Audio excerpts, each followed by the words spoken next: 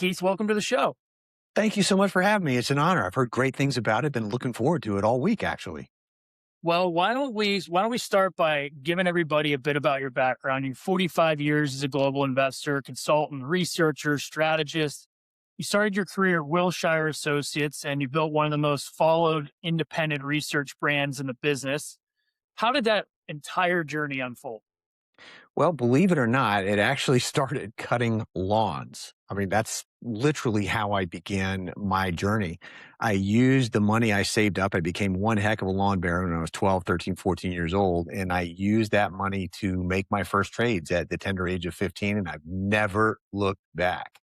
And my grandmother, Virginia Mimi Gruner, many of my longtime research clients know of her. Some of them actually even met her. But she was widowed at a young age, became a very successful investor in her own right using a very small life insurance settlement. She taught me really sort of the stepping stones, the foundational inputs to global investing before that even was a term. And so it's just been it's sort of a cumulative journey. You know, many investors start from nothing and it's sort of big bursts. I'm the slow camel who just kind of walked along and plodded along and made every mistake in the book and learned all this stuff the hard way and finally wound up at Wilshire where I got serious. That's great. And so I always like to ask before you get too much into the business, into the weeds. We were talking a little bit about airplanes before we came on, but outside of work, what do you like to do? Any hobbies? Oh my goodness. Yes. My wife and I love to long distance motorcycle. She's a great motorcyclist in her own right. So, you know, don't think for a minute she's behind me. She does that, but in her own right, she's out there for 1,000 miles, at a shot on her bike. So we love to explore the world. And that actually plays into my investing thesis and to all of the research and who I am as an investor, because you meet the coolest people doing the most unusual things. And motorcycling is a lot like that. You know, if you drive in somewhere in a car, you're anonymous. But if you ride in within a bike, particularly if you're in a small town somewhere or, you know, it's inclement weather or whatever, within minutes of putting down the kickstand, people are like, hey, where you been? What are you up to? How you doing? What's the weather? And we've been invited into people's homes. We've met all kinds of super people. We had one tiny little Italian woman who was about this tall come walking up to me with a twinkle in her eye outside a grocery store one day. And she just winked and said, oh my gosh, Ducati, I love those. I used to ride those all over Europe after the war with my husband. And she would have gotten on it that day if she had been able to. I mean, she's just, you know, I mean, that's the kind of stuff that motorcycling really gets us going. We love music. We love hiking. We spend a lot of time in St. George out in the desert, things that involve discovery. Well, you're making me jealous, Keith, because I'm looking at you, but my background is a Ducati Monster, which I've had as my background for probably 10 years, but I'm not allowed to have one because I got two young kids. So I told my son, it's actually funny, yesterday, we passed the motorcycle, we passed the Monster. I said, whenever you're a freshman in college, the first thing I'm going to do is go buy one of those. Well, the Monster is a fantastic motorcycle. And we have two grown boys now, both of whom are U.S. military. But we taught them how to ride at a very young age. And so one of our great things to do when they can manage to get leave is all of us go on a ride together. You know, so each of us have our own bikes. We have, comms in the helmets. We can talk. We don't ride in the cities. We ride out in the countryside where, you know, I mean, because it's a dangerous sport. So we ride all gear, all protection all the time. But that discovery is thematic for our family. Yeah, it sounds like a whole lot of fun. So One Bar Ahead is read by tens of thousands of financial professionals and individuals daily. Can you kind of walk us through what you publish and how you built your following over the years? Oh, I'd be delighted to. Thank you for giving me the opportunity. So One Bar Ahead actually began in the corner of my dining room on a yellow pad. And I used to call it Keith's Corner because that's literally where I wrote back in the day.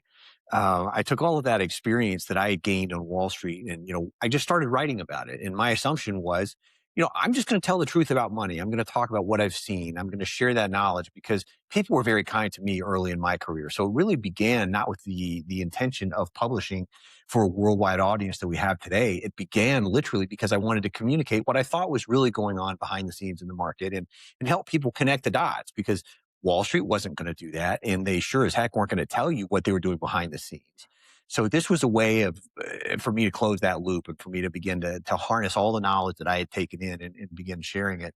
And today it's a worldwide platform. We're just stunned. If you had looked at me 30 years ago when I started writing this and said this would happen, I would have told you you're flat out nuts. There's no way. But we've got our first one bar ahead client marriages. I'm now meeting the children and grandchildren of our original research clients. I'm very proud of the fact that we've never sent a single advertising email in the history of this company. It's always been, share the knowledge. And if somebody finds it valuable, they're going to be here. So it's a monthly magazine about investing, about the mindset that's involved, about the behind the scenes shenaniganry. It's about how you stop fighting for Wall Street's table scraps and start getting a place at the table. And I believe that any investor can be wildly successful in the financial markets with the right perspective, the right knowledge, and the right education. And so One Bar Ahead is really about that. And my theory, and the name is courtesy of my wife, if you read it, you're going to be one bar ahead. So, we're not always correct, but we sure as heck hope to be profitable. That's really the goal. So, which has led to, as you said, kind of being a worldwide thing here. Keith, I didn't know much of anything about this until I started preparing for this interview. So I've learned a lot. So you become a frequent collaborator with a somewhat famous Suze Orman, who's called you somebody you should pay attention to. And I also read Forbes has called you a market visionary at one point. Can you just tell me, how did the relationship with her come together, and what does that audience get out of your work? Well, there's another one of these, I'm an overnight success after 40 years. This was serendipitous on the highest order, Suze was reading One Bar Ahead, and I had no idea that she was a research client. I literally had no idea that she was reading my work, and had been for several years. And then one day, just out of nowhere, our customer service stuff went bananas. Our usership just went absolutely berserk. And I started asking our team, what in the world is going on here? And we had no idea. And it turns out that Suze, on one of her podcasts, said, hey, I've been reading this guy, Keith Fitz-Gerald. You guys need to read this guy, Keith Fitz-Gerald. He doesn't even know that I'm telling you this. And it exploded.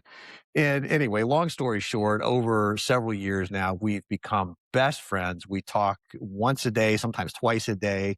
We just were traveling with her and her wife, KT, in Kyoto, Japan, showing them our Japan because they had never been there. So it's blossomed into this magnificent friendship.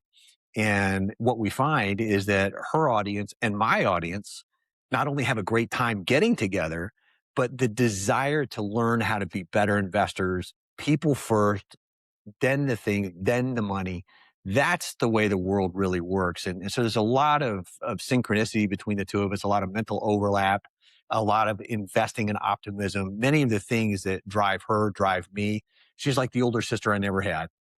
Wow, that's great. So let's get into kind of the investing side of everything. Let's talk about the must-have portfolio framework. This is your proprietary IP built over four decades of research.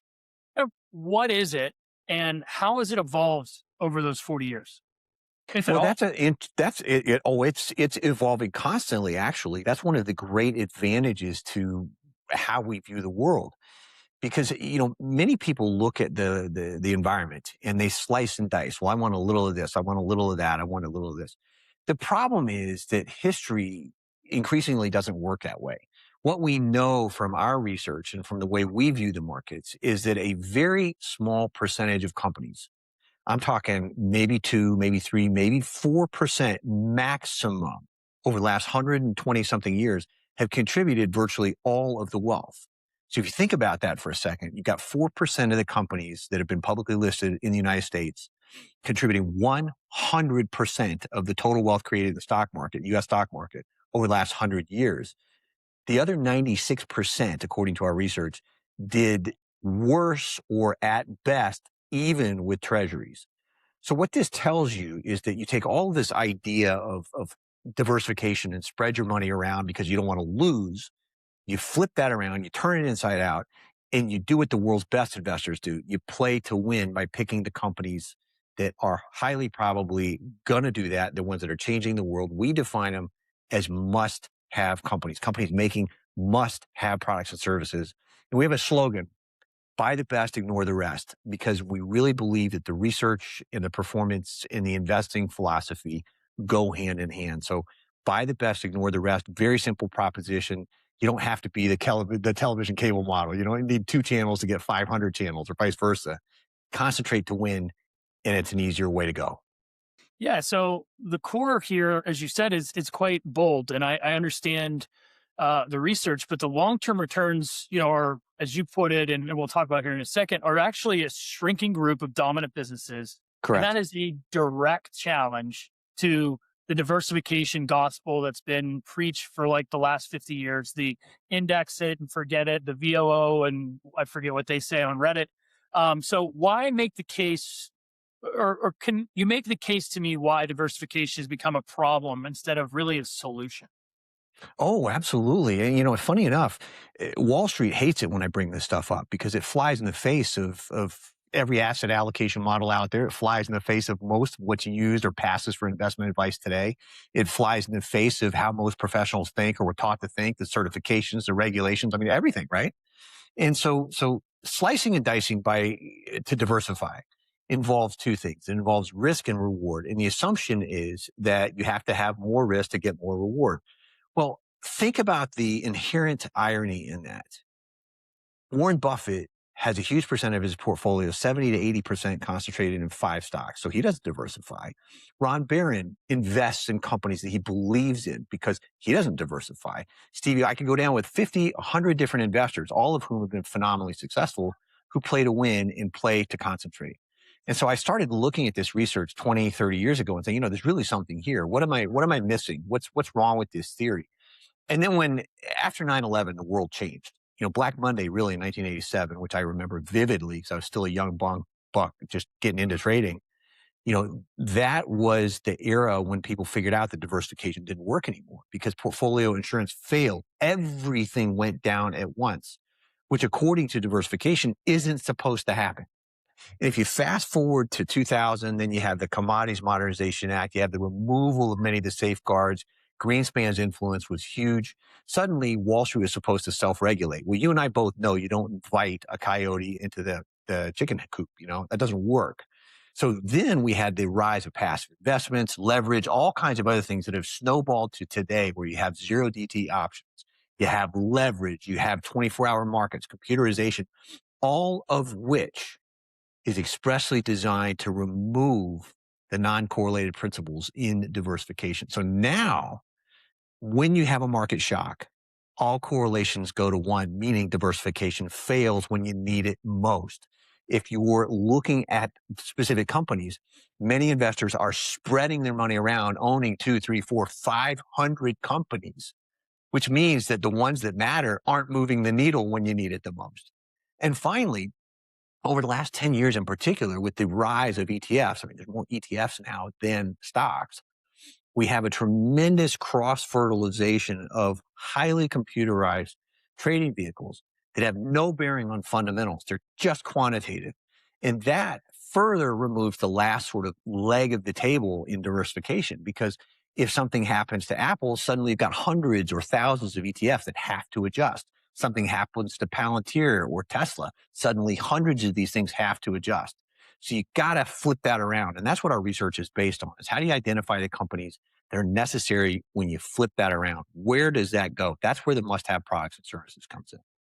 Yeah, well, I mean, we've been talking to our clients about this for quite some time. The acceleration of the non-correlation of Right. assets once computers and quants, and I mean, the markets became, I would say, more efficient because they react so quickly, but everything goes in one direction.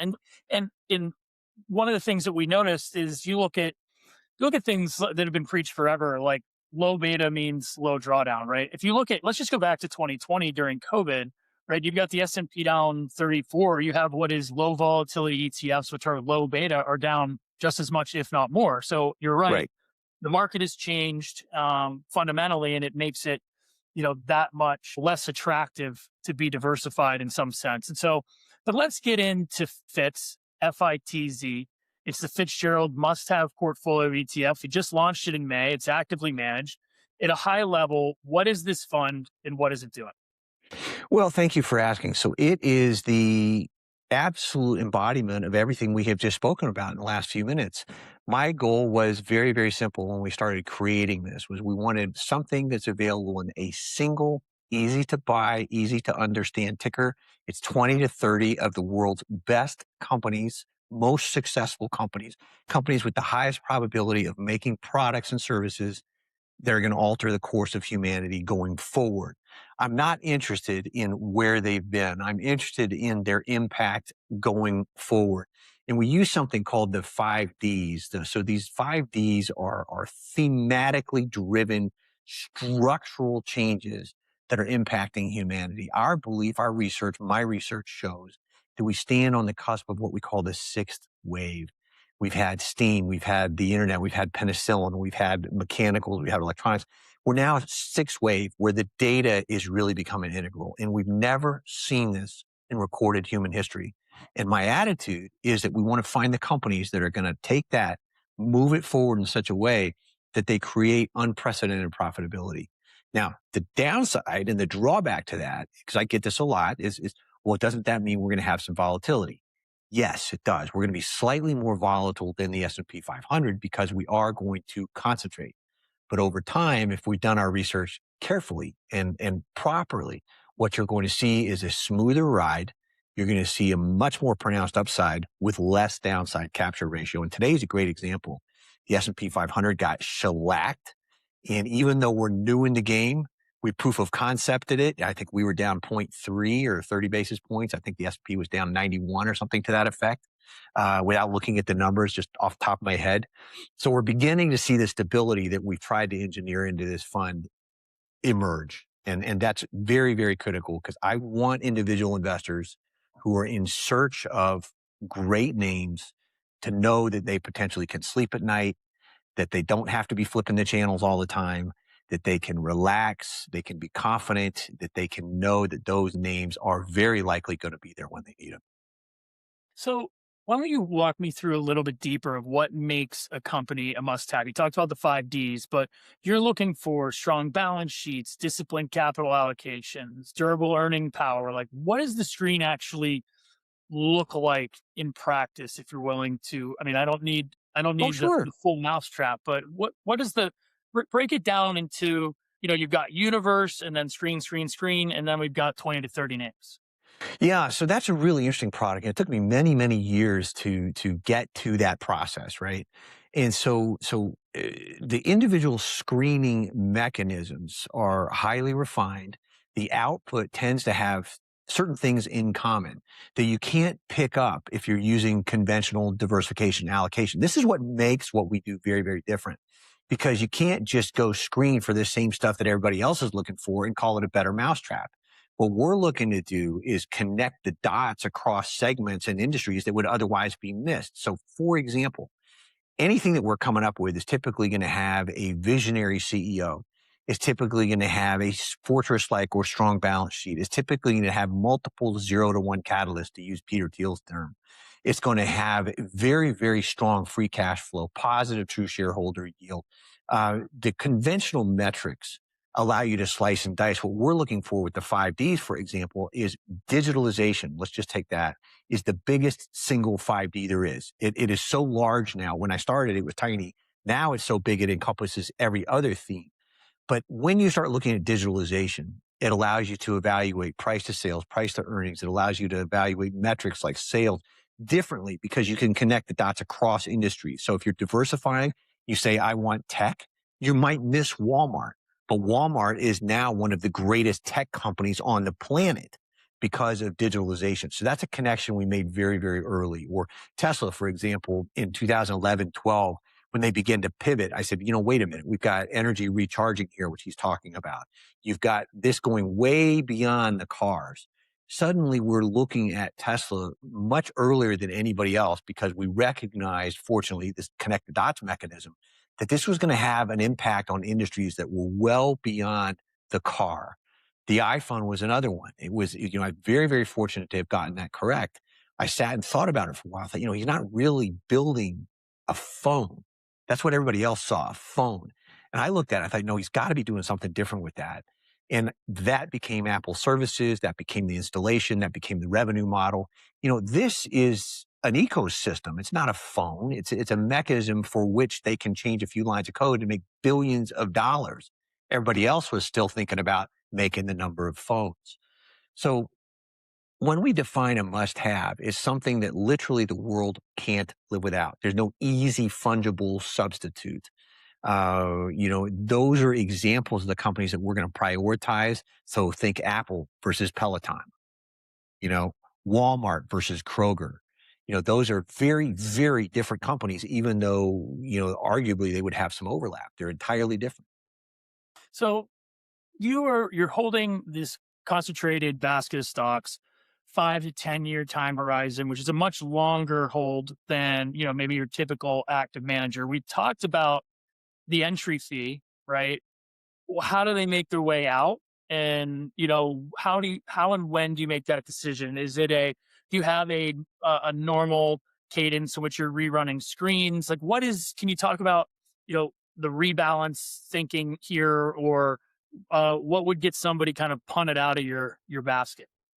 Well, there's two things that would happen. So rebalancing, first of all, we actively will rebalance. I mean, obviously we're still young, just a couple of weeks into this game, but the plan and everything we've done prior to this with managed private high net worth individual accounts, et cetera, that we've done on a consulting basis, we rebalance 3 times a year, not 4.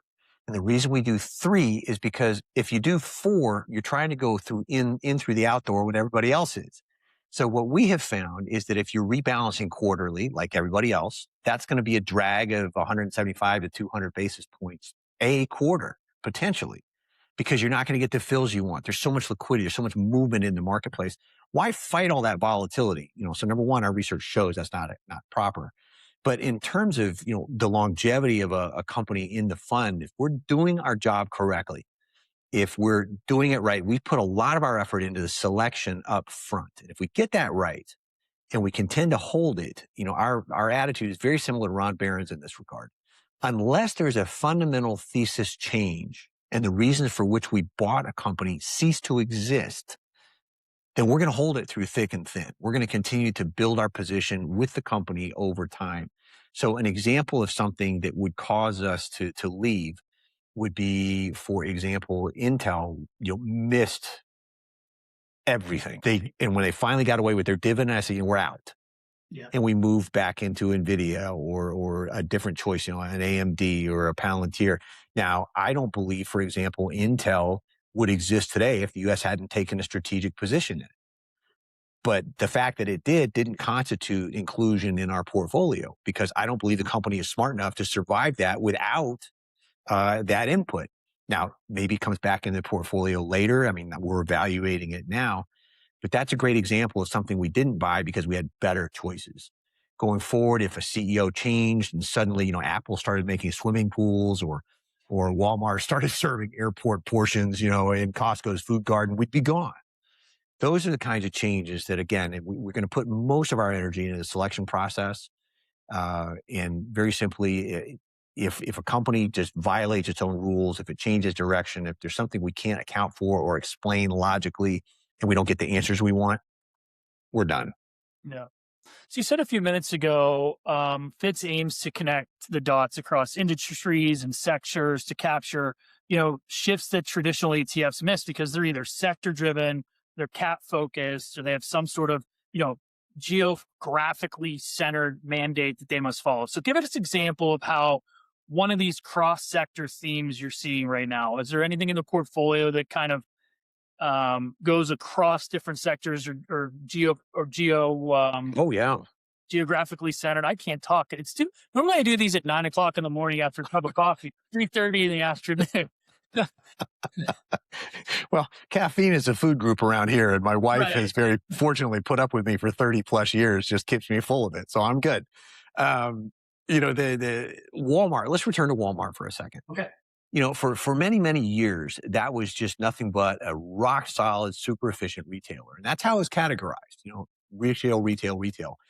But very early on, they started taking a look and a very solid interest in digital investment. And it wasn't just, hey, we're going to get an online sales portal. It was questions that were coming up in the annual reports, questions that were coming up in the meetings, questions we were hearing in interviews with the executives, because we research all these things. we started hearing about, hey, we can get more efficient purchasing, we can get more efficient pricing, we can get more efficient inventory management, but most of all, we can get more efficient, better, more profitable customer loyalty. When you start connecting the dots, really they stayed in the retail business, but they became a tech company. And that was the key with sort of a Walmart. So they're crossing into not only the retail environment, which they have emerged from, but they're crossing into AI, they're crossing into digital rights management, they're crossing into membership, they're crossing into payment streams. That's a business that is just blossoming in all directions. Tesla is another great example. Many people still look at Tesla unbelievably for reasons that defy the imagination as a car company. Yet, within the next few years, I submit that cars are going to be the least likely profitable business line of Tesla. And we're going to be looking at robotics, data, energy, transmission, all sorts of other things. And, again, people have just gotten into it with me for years on this one. And I've just said, this is inevitable because history shows they're going to take this information and begin to use it. It's not just something they're going to plug in for the heck of it. And so that's another great one. Apple is yet a third example. People look at it still. I mean, every quarter I go on television and, oh, what about the iPhone sales numbers? Fine. Look at the services, which is high margin. Look at the $100 billion worth of this, a run rate a year. Started from zero in 2014. People they don't realize that, or they deliberately forget it, or their perspective shifts. So when we put a portfolio of these things together, what we're looking for is these companies that have the connect the dots capability. We don't want something that's one and done. There's not a single company in the portfolio that is single industry, single one and done anymore. Doesn't exist. We one of our favorite exercises every time somebody comes to me and says, well, why is this in here? Why is that in here? I say, here's a highlighter. Here's a list of 30 companies. You cross off any one of these that you don't want to own in 10 years and tell me why. 99% of the time, they can't do it. They just can't do it. I mean, maybe there's going to be, hey, I don't like this. I don't like Mr. Musk. Maybe I don't like Jamie Dimon. Maybe, whatever. It usually comes down to like or dislike. There's no quantitative reason for it. So again, if we're doing our jobs correctly and we have a bead on where this is going, and we think we do, the portfolio performance over time is going to really begin to accelerate. It's going to be a smoother ride. And hopefully, all of the investors who put their trust in me are going to smile at the end of the day. So, I'm glad I did that. So when you're sitting down, you've got an advisor in front of you, he's running model portfolios. Um, where do you see Fitz kind of fitting inside of that framework, right? Is it a we'll use a motorcycle term, kind of a sidecar to your large cap equity exposure, or where do you see this kind of fitting, and where would you kind of advise they put it? Well, actually, that's a really sophisticated question, and we've put a lot of effort into this. So there's a couple different uses for the professional investor. Number one, this is a thematically Fitz is designed and intended as the first thematically driven core equity holding. It's not, most people hear themes. Now, investing themes, thematic investing has been around for a long time, but most people use that as salt and pepper. We're talking about the main course now. And so we design it as a one-stop shop for a core equity position around which you can now integrate and build all these other things. You could use it for risk bucketing. So for example, if you have an advisor that is risk parity oriented, or you have a client that says, hey, I need more of these kinds of companies, or I need more exposure to these themes, you can use it in that capacity. And finally, you can replace the 60-40 with it if you so desire. Because again, the intention here is to build quality names that you can count on that are a very defined, very contained universe that give you maximum upside potential without all the fluff that normally comes with it. So if you don't have to buy cable television with 500 channels to get the two you want. This becomes the two you want. Then you can build around it. Yeah. And we find that most advisors are extremely receptive to this. The advisors that are already on board have told us that this is exactly what they've been looking for a very long time. Many of the investors who are beginning to come on board, because again, we didn't start like Wall Street. We didn't have a big house backing us. We didn't have billions of dollars in seed capital. We came from the outside because we came with something we believed in. And it looks like that's being very well received and people are believing in what we have on offer. Well, I saw when I was looking through the issuer here is X Funds by Correct. Nicholas. Well, we've had David Nicholas on the show before. Just curious, how did that partnership come together? And when you see him, tell him I said hello. I will. He's a fabulous guy, super smart, and we couldn't be prouder to partner with him. And he said the same thing with us. As a research shop, right? That's what we do. We're a worldwide research shop. It is not appropriate or needed for us to maintain what's called 40 Act compliance or infrastructure. So, in order to bring this ETF to the market, we had to find a partner who did have those things, who was registered, who was regulated, so that we could implement the strategies through an appropriately regulated, structured provider. And that's Nicholas Wealth. And the reason David and I started talking about this was because I really respect what he's done. I respect his shop. I respect how he analyzes things, his attention to detail. So when I came to him with this idea, he said, gosh, I've been watching your stuff for a while. Let's have a discussion. And that's where it led.